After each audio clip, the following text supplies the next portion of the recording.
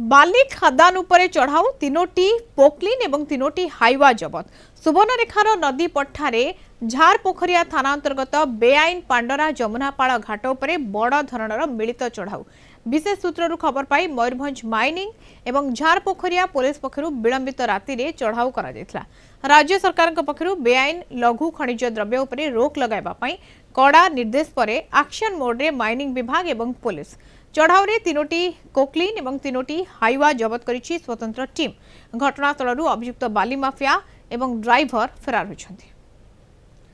वासुदेव पात्र बांगिरीपोषी reporter phone line रे जोड़ी होइछन्ति। वासुदेव, ये जो भली भाबरे चढ़ाऊ करा जायछि बाली खादान उपरे किभली भाबरे चढ़ाऊ करा जायतिला, कोन कोन सब जबत होइछि, ये आमे फास्ट विजुअल जहां कलिंग टीवी माध्यम रे देखिबा को चेष्टा करूछु दर्शक बंधु को किभली भाबरे चढ़ाऊ करा जायतिला कोंतु तो।